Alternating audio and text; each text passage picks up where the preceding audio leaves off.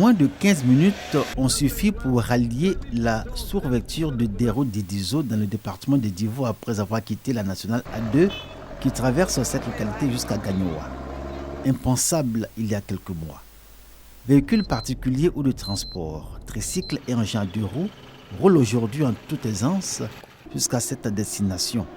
Les populations des villages qui traversent cette route longue de 25 km entièrement reprofilée par la Direction générale des infrastructures routières avec traitement de points critiques se convainquent que l'État de Côte d'Ivoire pense à elles. Leur village bénéficie d'une ouverture sur les chefs-lieux de sous-préfecture et départements auxquels ils appartiennent. Un ouf de soulagement, même si ce n'est pas encore total, on veut que la voie soit bitumée pour faciliter encore plus les déplacements et puis les évacuations des patients vers le CHR de Divo où nous référons nos patients. On avait beaucoup de difficultés à faire sortir notre production. C'est une grande joie pour nous. Ce reprofilage est lourd, des passages d'eau, il fallait mettre des ouvrages, il fallait élargir la voie, il fallait faire une purge et apporter de nouveaux matériaux bien compactés. Et je crois que c'est tout cet ensemble-là qui a donné le résultat. Expression de joie des populations du Dero-Didizo pour le désenclavement de leur localité. Le ministre de l'équipement et de l'entretien routier, Amédée Kofi Kwaku attendu, était représenté par le directeur général des infrastructures routières. Germain Kwaku a été chargé de transmettre leur message. La reconnaissance de Dero-Didizo et de tout le canton Hega au président de la République Alassane Ouattara sur le temps consacré à l'espoir. 30 autres kilomètres de route reprofilés impactant une dizaine de villages et campements sur l'axe Dero-Lakota seront livrés. Aussitôt l'annonce faite par le directeur général des infrastructures routières, les engins ont été présentés aux populations pour le démarrage des travaux. Ils seront exécutés en mode régie totale pour une durabilité des ouvrages. Nous avons un gros village à Kaziriberi qui est encore devant sur les tronçons. Donc pour aller par exemple à Kaziriberi, au lieu de 16 km, on est obligé de faire même peut-être 50 km de un grand tour. Donc vraiment, nous sommes beaucoup heureux. On n'a pas de route. Ben, si la nuit, une femme a des problèmes, ou bien est malade, on est obligé de mettre les gens dans des brouettes, sur des vélos, et vraiment, quelquefois, il y a des cas malheureux. Donc, je remercie vraiment le gouvernement qui a pensé à nous. Par l'acquisition du matériel, nous pourrons mettre en place environ 15 packs territoriaux sur l'ensemble du territoire qui vont permettre vraiment de résoudre beaucoup de problèmes dans le secteur. Les années à venir vont donner plus de bonheur aux populations parce qu'avec ce matériel que l'État a acquis en propre, il y aura une activité continue d'entretien et donc cela va contribuer à améliorer le niveau de service des routes. C'est une population de plus de 10 000 habitants des villages et campements des départements de Divo et Lakota qu'impacte la route en chantier Dero-Lakota. Pour ces hommes et ces femmes, un soulagement et un bonheur à l'idée que cette zone de forte production agricole va tirer le meilleur profit de son labeur. Collège moderne de Moronou, département de Toumoudi. Élèves, agents des eaux et forêts et gendarmes ensemble pour reboiser cet espace d'1 hectare. Ce planting d'arbres à l'initiative de la direction départementale dans le cadre de l'opération Une école, 1 hectare de forêt du ministère des eaux et forêts. Nous sommes dans une période de dérèglement climatique. Et aujourd'hui, aussi bien nos parents que nous-mêmes citadins, on ne se retrouve plus. Donc la meilleure façon, c'est de reconstituer le couvert forestier. Reconstituer le couvert forestier pour lutter contre les réchauffements climatiques. La mutuelle de développement de Moronou y adhère et met à disposition pour le reboisement une superficie additionnelle de 5 hectares.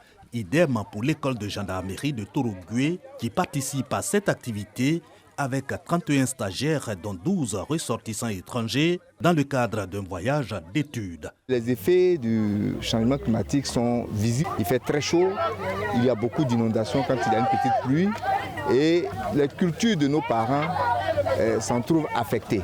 Tous les stagiaires, qu'ils soient ivoiriens ou bien des pays amis frères, doivent laisser leurs traces en Côte d'Ivoire. C'est dans cette dynamique que nous sommes venus dans ce village et chaque officier a planté un arbre. Je crois qu'il aura laissé un souvenir à la Côte d'Ivoire et aux générations futures. La direction départementale des eaux et forêts entend démarrer l'opération un village à 5 hectares de forêt en poursuivant celle dénommée une école, 1 hectare de forêt. Objectif, au moins 500 hectares, la superficie reboisée dans 5 ans à Toumoudi.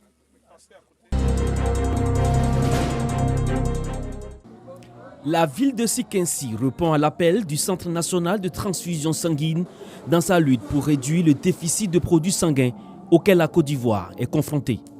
Au foyer polyvalent, site de l'opération, les populations se sont mobilisées.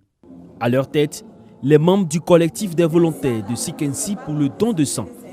L'initiative est de l'ONG APD, Agir pour la paix, qui appelle les populations à donner de leur sang pour sauver des vies. Parce qu'au quotidien, dans les hôpitaux, il y a des difficultés.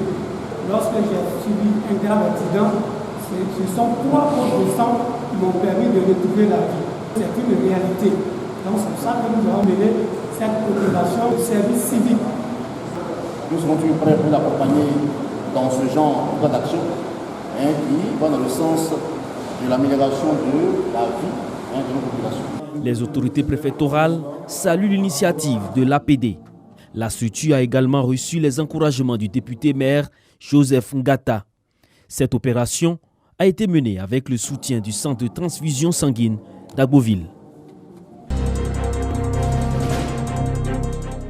Godiabré, à 3 km de Gagnoa, le collège de cette localité est retenu comme centre d'examen pour le lancement des épreuves écrites du baccalauréat session 2023 dans la région du Gor.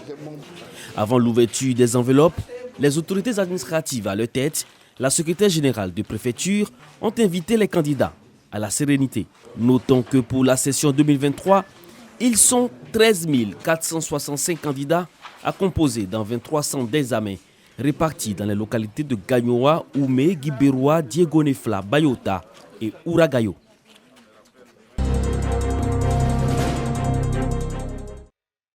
Clémentine est la meilleure élève de l'école primaire publique de Bregbo village de la commune de Benjerville. Elle a réussi son certificat d'études primaires élémentaires CEPE avec 141 points sur 170. Elle et les 5 premiers de chaque classe du CP1 au CM2 des 2 écoles primaires du village sont primés. Quand je vais aller en 6e, je vais travailler plus encore pour avoir des prix. Puis je vais leur dire merci. Parce qu'ils m'ont aidé à être premier, c'est eux qui m'ont enseigné, puis je suis devenue premier. Ça me rend la joie d'avoir ce cadeau. À l'école, je suis bien. 15 admis au CEP sur 17 candidats pour l'EPP Bregbo 1 et 24 admis sur 26 candidats pour l'EPP Bregbo 2, soit un total de 92% de réussite. De quoi réjouir la chefferie du village qui travaille à améliorer les conditions de travail des élèves et enseignants. C'est une forme de motivation pour qu'ils puissent avoir l'amour du travail. Pour le bien des enfants, pour le bonheur des enfants, il faut que les enseignants soient pris en compte. Soit dans les conditions maximales pour donner le meilleur d'eux-mêmes. C'est pourquoi nous avons réhabilité des anciens logements. Nous avons construit de nouveaux logements. On va encore construire d'autres. Une enveloppe de 250 000 francs CFA et une imprimante ont été remises par la chefferie aux enseignants.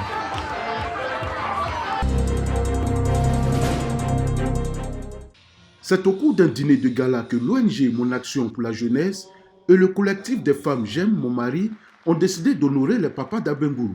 Pour ces 2 structures, les papas méritent d'être honorés au quotidien car ils jouent, selon elles, un rôle crucial au sein des cellules familiales.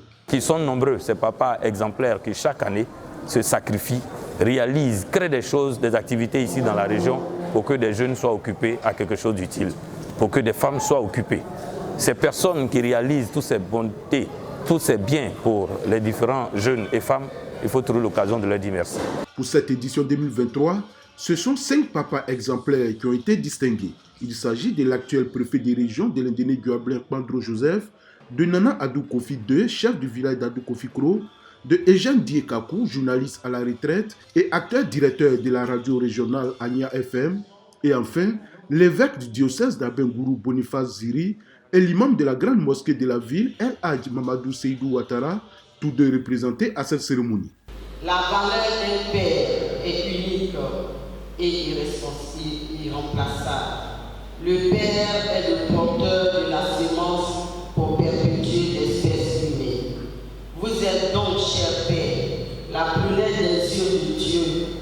son dispositif de privatisation de l'humanité. L'année dernière, ce sont 7 papas exemplaires qui ont été honorés. Depuis l'initiation de cette fête des pères par l'ONG Mon Action pour la jeunesse, ce sont 25 papas qui ont été primés. Et la structure entend poursuivre cette initiative afin d'honorer le maximum des papas qui se distinguent de par leurs actions en faveur des populations à Abengourou. Elles sont venues de 4 villages dans la région de l'Agné-Bichiassa. Ces femmes de Yapokpa, de Petit Yapo, Grand Yapo et Yapoga sont honorées. Moment de réjouissance, mais aussi de communion fraternelle entre ces femmes. La porte-parole n'a pas manqué d'exprimer sa gratitude aux parrains.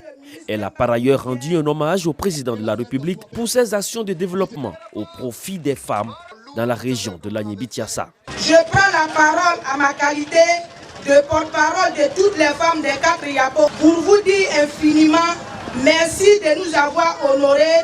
Je vous ai appelé, ça fait plus d'1 mois. Mais aujourd'hui, avec vos uniformes, je me rends compte que votre fils est dans votre cœur. C'est ce qu'on appelle l'unité des villages.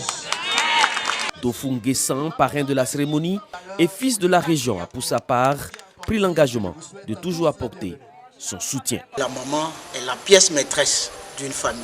Et je voulais vraiment leur dire merci. Merci pour leur soutien. Le soutien que nous avons du début de l'année jusqu'à la fin de l'année. Au cours de cette célébration, les mamans ont reçu de façon symbolique des cadeaux accompagnés des danses du terroir.